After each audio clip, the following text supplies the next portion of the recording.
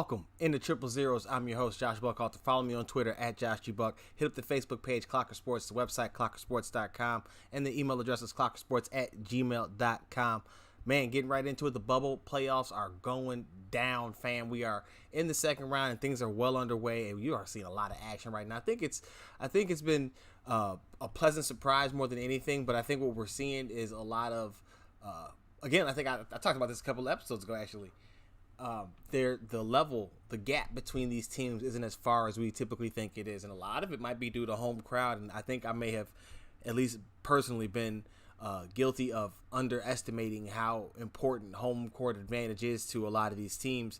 You see a lot of the major swings back and forth in the action, but what you really don't see is once a team gets there to that point, being able to overcome that. I think that's one of the prevailing thoughts. I know we talked about how you see, just wild comebacks and point swings and stuff like that.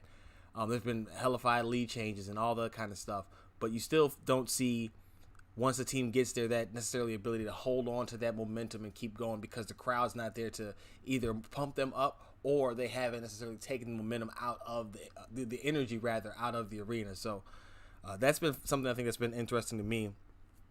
Not so interesting to me is my boy Russell Westbrook down here struggling in the playoffs, the bubble playoffs. He's averaging 15, 8, and 4, 8 boards, 4 assists, shooting 39% from the floor, 16% from 3, 46% from the free throw line. That's horrible. Now, I know a lot of people want to jump on him and say that he's bad and he hasn't been great, and this is what he does, and he's just OC, and he turns the ball over. His turnovers aren't up. He hasn't done any more. It's 4.5 throughout the playoffs.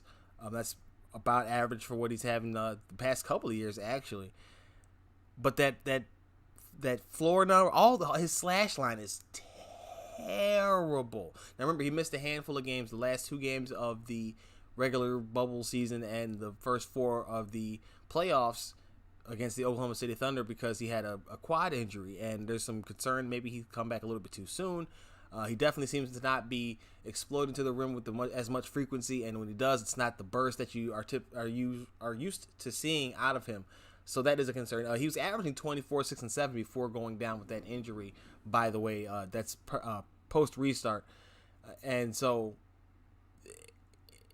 it's a concern. He was 43%, 33% from 3, 61% from the floor, or from the free throw line. That's still not great, but that's much better than what he's doing right now. And then you look at his season numbers, for those who are talking about this is what he's always been: 27, 7, and 7, while shooting like a career best 47% from the floor, 25% from 3, but he's taking like a career low in 3, so he's not really even shooting them. And then 76%, which isn't great from the free throw line, but it is a very big improvement of what he had been doing. So they lost this past game to the Lakers, and they now find themselves in that hole, or tied up 1-1. It's not a surprise that the Lakers won. James Harden was talking a little crazy afterwards, talking about if you don't have any heart, don't matter what the size is, if you don't have any dogs, and this, that, and third. And I knew they were going to lose right then and there. I should have put the money down right on that moment. I don't know what made him say no crazy stuff like that. And it wasn't even wild, but you just don't need to give anybody any bullets for material. Point being, the Rockets are going to need Westbrook in order to get past the Lakers, and they needed him to get out of whatever funk it is that he's in. And I think the last game we saw him shoot a few more threes than anybody would have preferred, and he still wasn't hitting them. And if he's hurt, then he needs to sit down until he gets all the way healthy, because what we saw on the floor against the Lakers this past game was when it was Harden surrounded by the 5 shooters, Covington, PJ Tucker, who else? Eric Gordon and Daniel House. You saw the spacing that it allowed for Harden to drive to the lane, and the shooting, obviously, off of that. So I don't know if Russ is not healthy, he doesn't possess that ability, that counter punch that I think made him so valuable in all of this. And so that's one to me that I think they need to be reevaluated. Check him out, because if he's not right, he's doing more harm than he is good to anybody out there on the floor, especially to this Rockets team that desperately needs him to be on his game, because the Lakers, despite themselves looking uneven, and we'll talk about that in a second, they are still a loaded team, and they can't afford to keep slacking off like this. So look out for that. Again, this is not just a Westbrook issue for the Rockets. They allowed the Lakers to shoot 50-something% from the floor That's not good. You can't have that happen either. So it wasn't just on him, but he is definitely not contributing. And I think, honestly, even though that's not just on him, I think a lot of that goes with how he goes. When he's playing bad, they seem to all be playing bad because he is the hammer to everybody else's kind of laid back, smooth kind of game that they play. While they're getting physical with the Lakers, they are, I think, a more finesse type of team. It's not, it's not the beat up style, the bruising style of basketball. I guess the down low, gritty game that you necessarily think of when you think of that. So that to me is why you see them struggling to contain. But the defense was on. They played a solid game. They made a comeback. They were down 20 plus. Was it 20 plus in that game? They were down. They made the comeback, and that's what I'm talking about with that momentum. They were down 20 plus points, and you could just feel the energy be taken out of them. They couldn't muster enough once they got back and got that lead. They got a slight lead in the third quarter. Lakers came back and took it over. It was pretty much a wrap from then on. Rondo, they had the lineup out there. There was the highest scoring unit in the playoffs in like 2,000 lineup sample size. This is not a fluke. And if the Rockets are going to do anything serious, they're going to have to be on top of their game, and that's going to start with Russ. You heard Harden come out and say it earlier in the postseason that Russ is their leader. I don't think that was lip service. I think that was him telling you, as he goes, so we go. And that makes sense when you think about the fact that, you have Harden, a guy who we've talked about, fades away when he gets to the postseason. I don't know if it's necessarily fading away because he's shying from the moment as much as it is he's just fading away because he's damn near, he's tired. He's gassed. So whatever. That's not groundbreaking analysis. That's just restating something I think we all already know. But what's interesting about it is that they allow him to keep trying. And that to me is a D'Antoni flaw. You got to tell him, look, the shots aren't making. The Lakers are daring you to shoot. Put your head down and get to the line. Now, I know his free throw numbers aren't great, but you're getting everybody else in foul trouble. And I think that's important. That's very important too. So that's one of the things that was really concerning to me watching him play and watching the Rockets play, a team that I've written off numerous times, but seeing them against the Lakers and how they played in game one, they definitely have the ability to knock off the Lakers, but I don't necessarily know if they have the consistency. They're a jump shooting team. I've made my feelings about jump shooting teams very clear. They go through the slumps at the worst possible times, and it ultimately costs them. That's why you don't see them doing big things, other than, of course, the Golden State Warriors, and we saw how that we saw what kind of dynasty that was. I guess when you figure it out, but I don't see enough of them figuring it out to necessarily call it, other than it's just a fluke, right? I don't think that's enough of a return on your investment to build around jump shots. That's why I think about Damon CJ out there in Portland. I just don't think that it's necessarily a good call. So it's not trying to be controversial. It's just a consistent answer to that issue. Now, the other side of this is Denver. And again, I said we'll talk about the Lakers and the LA teams as a whole in a second. Denver is a team that lost Monday night Labor Day against the Los Angeles Clippers, and that one is an interesting game because the Nuggets on paper should have enough, right? I don't necessarily know if they have as or more than the Clippers do. I want to say they're deeper, but they definitely don't. They definitely have enough to hang with them. And what you see a lot of them, even the game that the Clippers lost, what you see is that they just don't have enough of it. And I go back on this one to a point that I made about the Jazz and the Nuggets in that series, is that both of these teams are really good. They're really good for the regular season because they're deep and you can rotate guys in and out, and you can not miss too much of a beat when you lose somebody for an extended period of time. But when you get to the playoffs and this best of 7 and the team with the best player usually wins, those teams rarely have that guy past the first round. And I think you're seeing that. The Clippers played horrible in game 2, right? The Nuggets were hitting everything. It's like 70% from the floor. They were I'm talking about, they shut the lights out the gym. Clippers couldn't hit the broadside of the barn. And they only lost by like 10 points. It was a close game even then. So I think that's one of those things that, like, okay, even in the best of performances from the Nuggets, the Clippers were still able to maintain because they have that superstar player, that Kawhi Leonard, Paul George. Kawhi didn't even play. Kawhi had a horrible game. PG had a solid game. PG's actually been playing good for the past few games. Got to give him some credit there because I joined him in the clownery because my man seemed like he was on the verge of fading, but he's come back strong since. Props to him for that. But the Nuggets fell 107-113 to the Clippers, and Jamal Murray struggled. And so I've been going back and forth about this team. I talked about just now how they don't have the best player on the floor, but who's even the best player on this team, right? That kind of power struggle, I wonder if it is ultimately a detriment because things end up going on. Like there was Murray was shooting, and I know they need him to get going, so I guess it's not a bad thing ever when he keeps trying to shoot himself out of a slump. But Jokic was shooting 50% from the floor, 37% from three.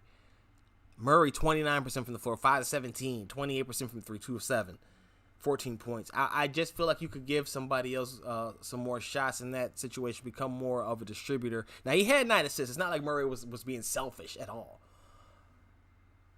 But this is the type of stuff that I talk about this type of stuff that I mean when I talk about they lack that superstar. Who is the go-to, right? All those stats Jokic got, and it didn't matter down the stretch because he was having to deal with Ivica Zubac, who I don't necessarily think is particularly good. Murray has to be on, right, for this to be a series. Kind of like what I was talking about with Russell Westbrook. You need this guy to make it all work. You can have the stats from the other dude. That's fine. And the other dude's probably the better player on the team. But this dude has to be the straw that stirs the drink. And when it's not working for him, and you see him pressing, it's often a bad time for the Denver Nuggets. Michael Porter Jr., though, another 18 points, 10 boards, as he was 8 of 17 from the floor, 2 of 6 from 3, but still. A man's out here hooping, doesn't play no defense, but hey, when you're scoring like he does, who needs to play defense? Nobody. Now, talking about these LA teams and how uneven they've been, we've seen them split games apiece, each of them now 1-1.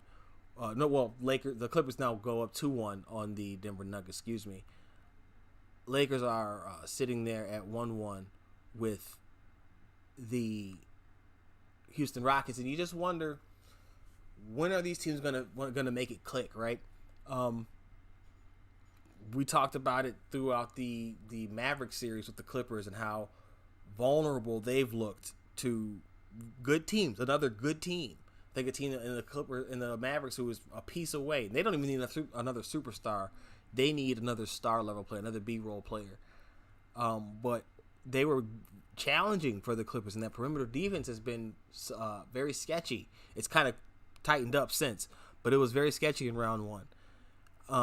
For the Lakers, we talked about how they let Portland get to them. Now, they ended up ultimately routing Portland. That wasn't an issue here.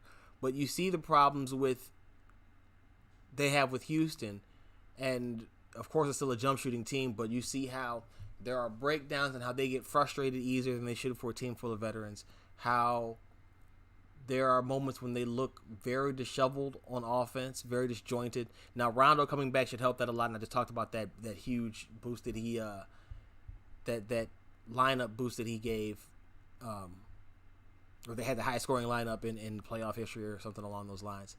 And so it's not necessarily a thought of LA they're bad or that they're vulnerable for LA, for the Lakers rather. It's that they don't seem locked in all the time. They don't seem to necessarily want it all the time, and that's going to be an issue. Now, I will say, while the Lakers seem like they aren't always locked in, and the Clippers seem like they just don't have it sometimes, or like they're just not built right, they are going up against lesser teams, and that I guess allows for this. But without the luxury of those added games leading up and the momentum and the crowd, can you afford to not be playing at your best at all times? I don't think so. I think that's going to ultimately cost them, and I would hate to see what happens if one of those teams were to not make it to the Western Conference Finals because they weren't playing to the best of their ability. Something that I think we've seen far too often so far down in Orlando. Moving over to the Eastern Conference, Giannis went down with an ankle injury. He went back down, I guess. He re-aggravated his ankle injury. And early on in the game against the Miami Heat, elimination game, they were 3-0. And he had 18 points in 12 minutes. And all that happened from that point on was the Miami Heat collapsing upon themselves because they decided to take their foot up off the gas. And I thought about this rather, because I didn't speak with you before last game. But what do we really know about Miami? And I'll take care of two birds with one stone here. First of all, Giannis's injury might prove to be the saving grace that Milwaukee needed, because there was growing concern, especially, again, myself included, that after this season, Giannis will look for his first opportunity to bounce because there just wasn't going to be enough around him. Now, there still might not be enough around him, but I think there is enough of a foundation around him now that you'll see him stay around. You got 36 points out of Chris Middleton, 8 rebounds. He shot 42% from the floor. He was 99 from the free throw line. 42% from the floor, 42% from three. Damn, he was identical from both. That's nasty. And I think what we were questioning, we've been wondering, at least I had been wondering, let me not say we. I had been wondering, and I know I'm not alone, but I don't want to say it's the majority of people, about Chris Middleton and how much he actually could factor in to the future, right? Like, it's already seemingly obvious that they made a mistake paying Eric Bledsoe instead of making sure they could retain Malcolm Brogdon. I think that one's pretty much a foregone conclusion, and not necessarily that because Bledsoe can't play, that's another conversation, but because of what Brogdon could bring to this team as a secondary and even tertiary creator and shot maker. Somebody can get his own and set up others on the floor when Giannis has to take a seat or is injured, as we see now. And yeah, he hasn't been playing bad, so I should stop talking about him like he's been horrible. But it's been fourth quarter disappearances. That's been the issue. Anyway, getting sidetracked. Middleton going off for 21 points from the third quarter. In the third quarter was ginormous because Giannis was already gone. He went out in the second quarter or early on. What is it? First quarter that he went out? When did he go out? Let me check this here. Make sure I got this completely right. Point being, Middleton showed that he could carry the team in Giannis' absence, and that's something that I think is going to be very important to try to keep him. Yeah, he went out in the second quarter. Trying to retain him as we get into the year where we're all watching to see what happens. Now, again, they can retain him, but I think what they guarantee themselves is he won't necessarily demand a trade this offseason, right? You won't see that. I think that on top of that, you extended the leash on seeing how far you guys can take this next season. Like, you don't have to do as well as you would have if you had bombed it this year to retain him if you refuse to trade him next season or in this offseason, by the trade deadline, whatever, which they probably would have. So it's horrible. You never want to see anybody go down. He probably won't be playing Game 5.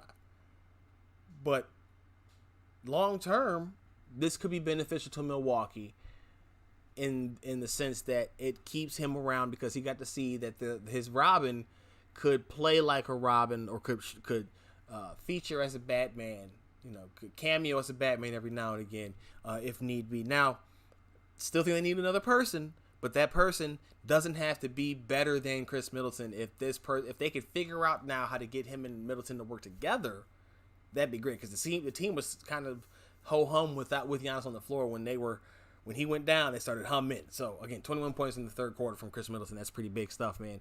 That might have just saved Milwaukee's future right there with that maneuver. Something to keep in the back of your head when those discussions start heating up as the year progresses next season and we get closer to the trade deadline, offseason this year, and all that kind of good stuff. The offseason this year is going to be truncated. I don't think there's going to be much happening because everybody's broke, quite basically. Now, the other one part of this I want to talk about is the Heat. And like I said, flaming out and how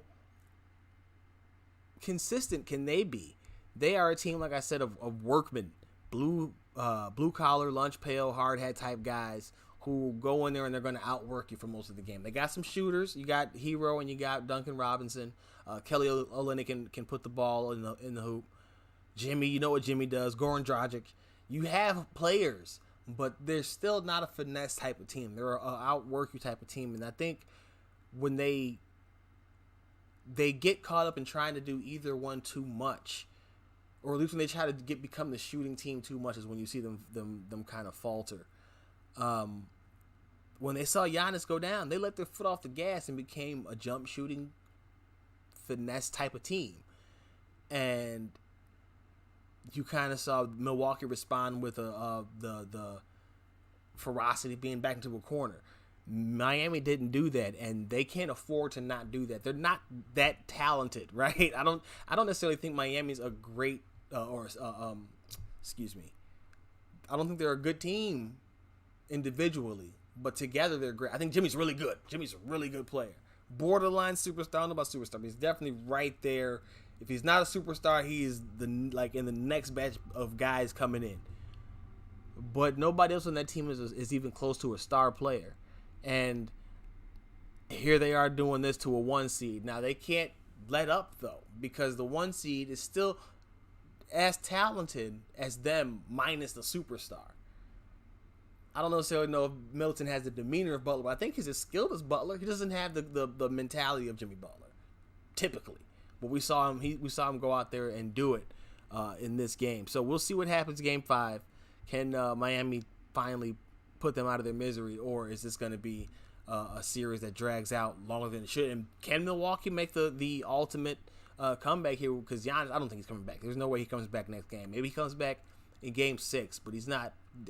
I don't even see why you would want to put him out there for Game 5. So if I was the Milwaukee Bucks, you got to think long term.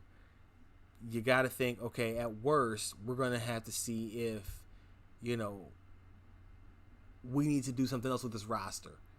Let him rest, get him healthy, see what you're going to have to retool. It's probably going to have to be a point guard, try to find somebody who can make some shots.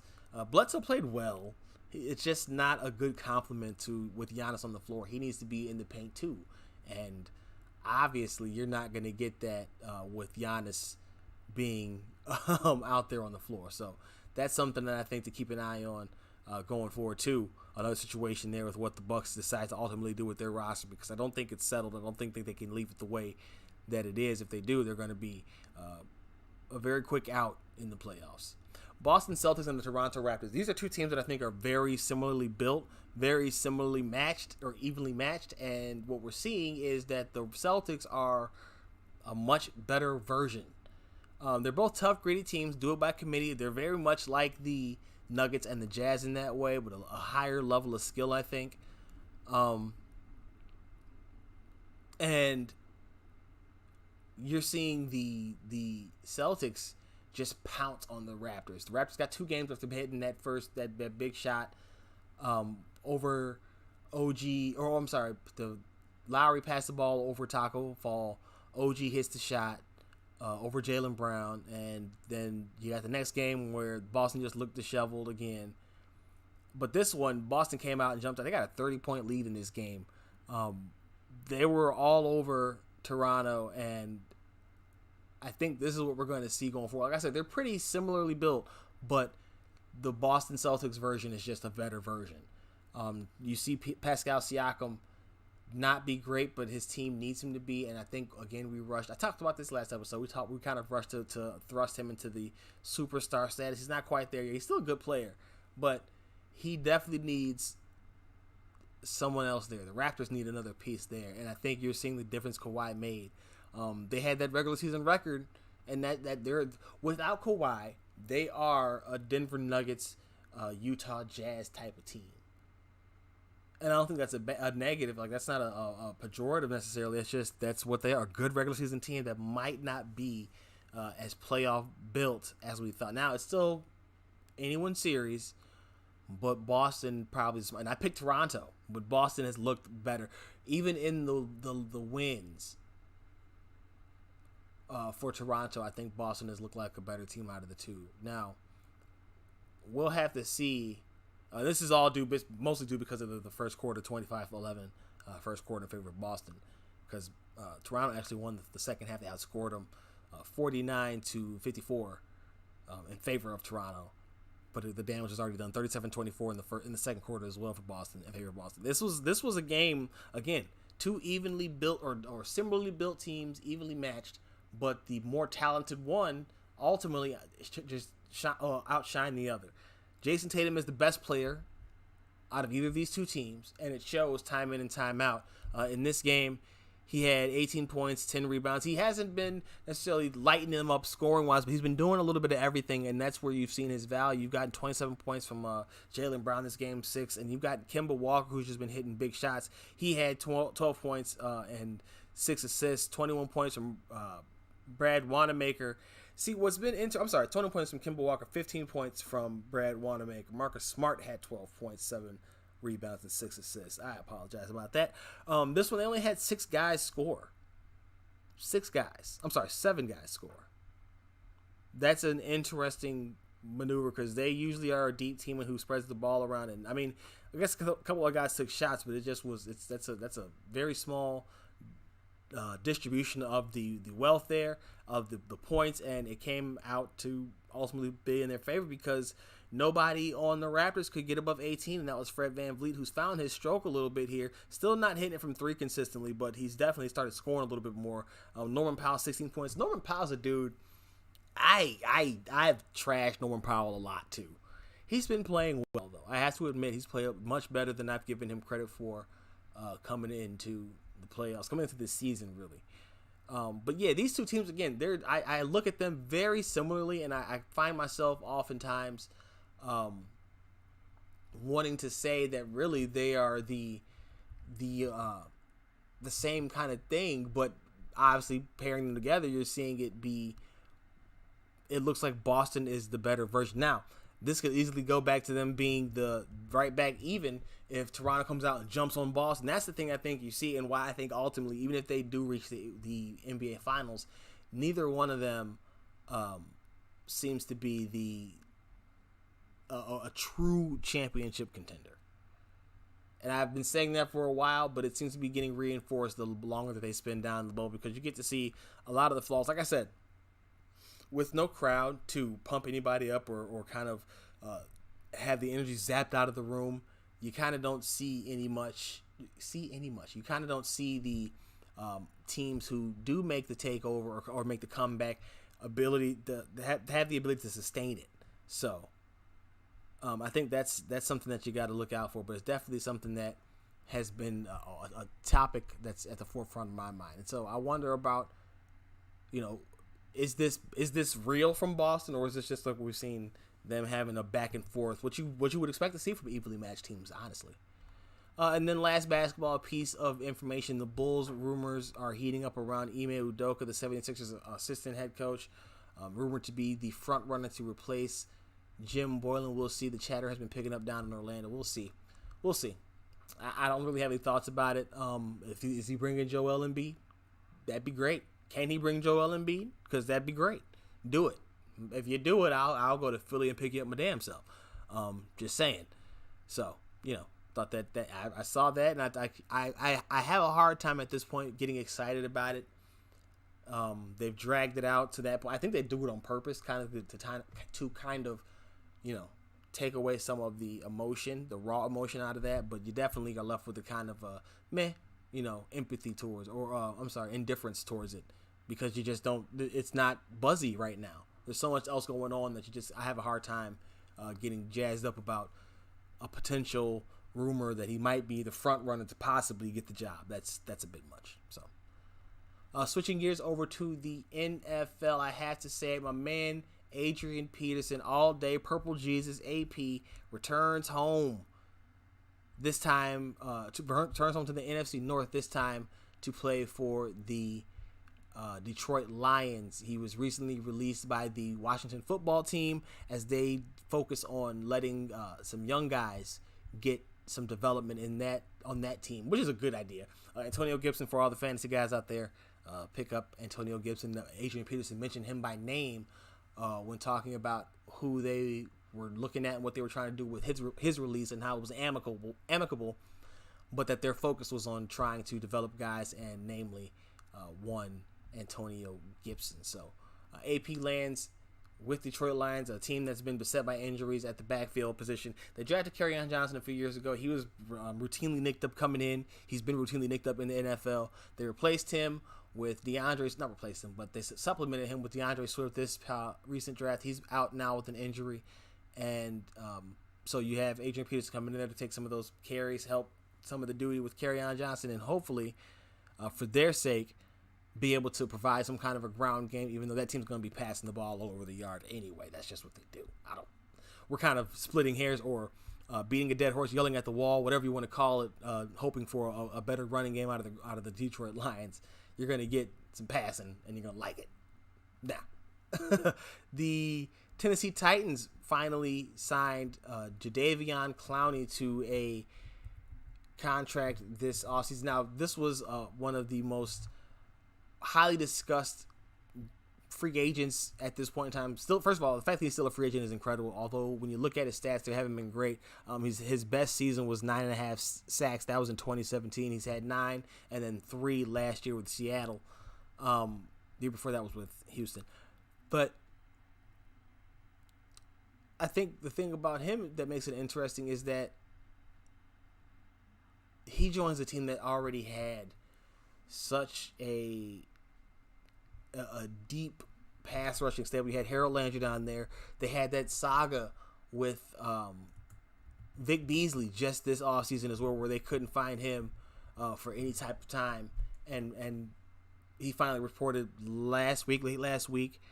And then this year they wind up with Jadeveon Clowney, who the story is that the Ravens and the Saints were trying to get him in a sign-in trade, and with a whole lot of confusion here where the Browns would have got him and they would have traded him to Jacksonville or to the Ravens. I'm sorry, to the Saints, or Jacksonville would have got him and they would have traded him to the Ravens.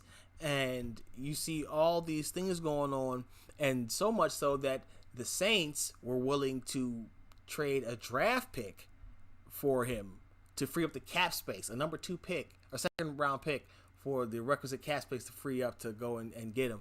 And why that's important, I'll tell you in a second. But it's very interesting that they went through all of this to try and get him.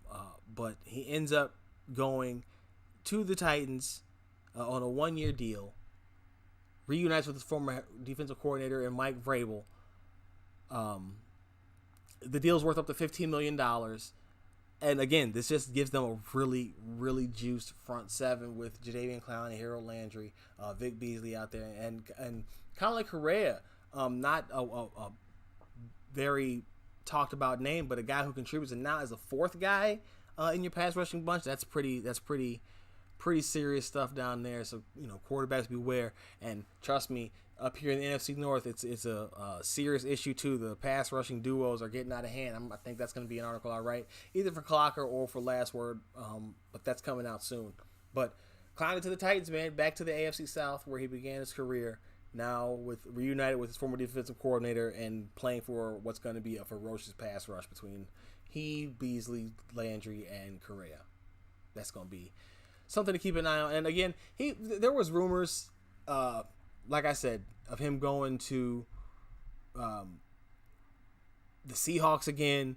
And the commissioner came out and said, the NFL came out and said that it would have been the Ravens, not the Seahawks, not the Saints, who would have gotten him for whatever reason.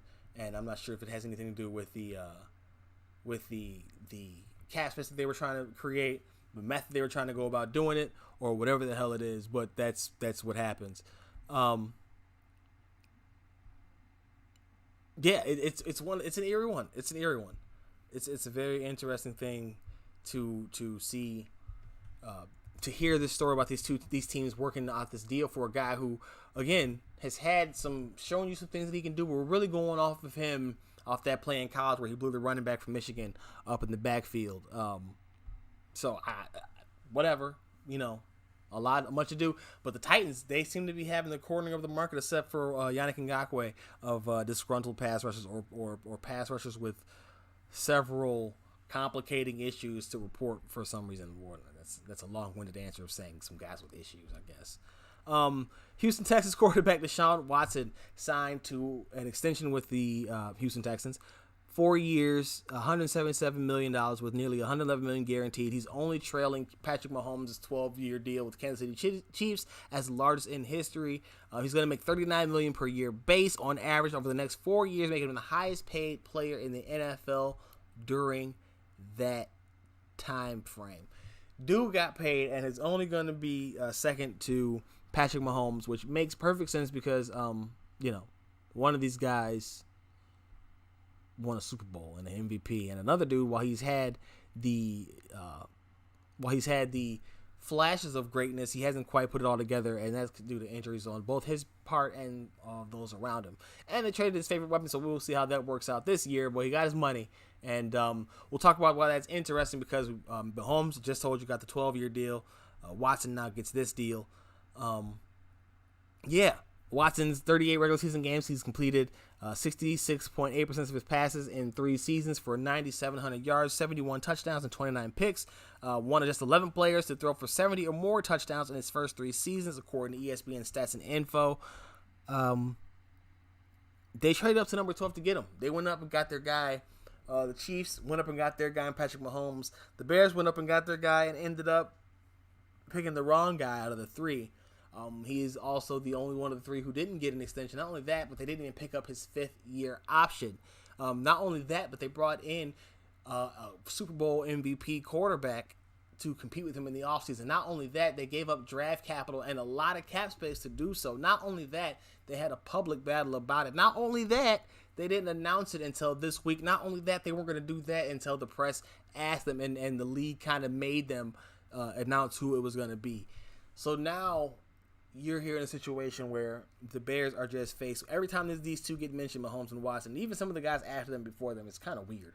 But every time they get mentioned, Trubisky gets mentioned, and he's going to start against the Lions, the Bears announced.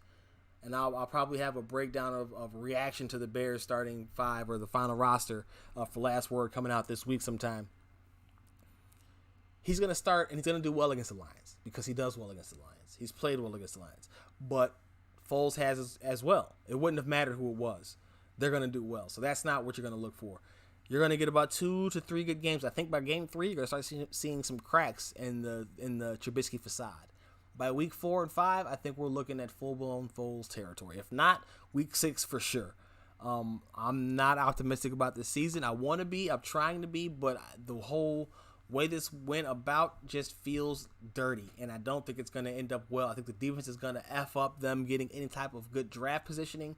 They're going to end up in the middle. Bleacher Report has a mock draft up right now in which they end up with an offensive tackle, I believe, but they missed the run on quarterbacks. That happens early in the draft because they don't know how to manage the roster properly and because they can't draft in the first round. That's a problem, and I think it's going to come back to haunt them, and I think it's going to be something that they are ultimately regretting.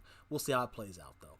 Last thing I want to talk about, cap hell approaches. Dov Kleiman tweeted out that the Saints will be $71 million in the hole come 2021. We talked about this with these massive extensions. Actually, friend of the show, Brad Spielberger of Spotrac, has kind of talked about this more than anything.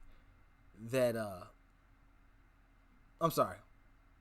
Over the Cap Spotrac. Brad Spielberg of Over the Cap. I knew that sounded wrong when it came out.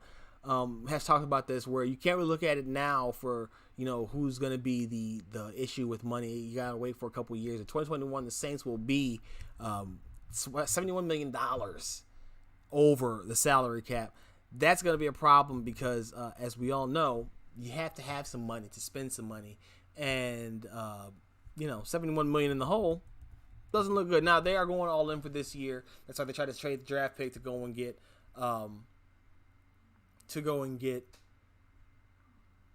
Jadeveon Clowney. But if they don't get it this year, it's going to be probably blowing up. You're going to see some piecing out of that stuff. Now, Jameis Winston will probably have a good situation regardless. But it's a good setup either way. In front of him, you got Breeze still, but you got the best second receiver they've had in quite some time in Emmanuel Sanders. So that's something that I think could work in their favor. But yeah, man, 2021 is not looking good for the New Orleans Saints. I think that's an interesting look. And the Eagles are up there too. Their Eagles aren't nearly as bad. You know who's not going to have any cap space? They won't be in the negative, but they won't have any cap space. The Bears. The Bears. It's not going to be good for the Bears. They have done quite some damage to their long-term cap sheet for the next year or so. And I think they've hurt, like I said, the draft position by getting the defense to be as good as they are, not embracing any type of maneuver.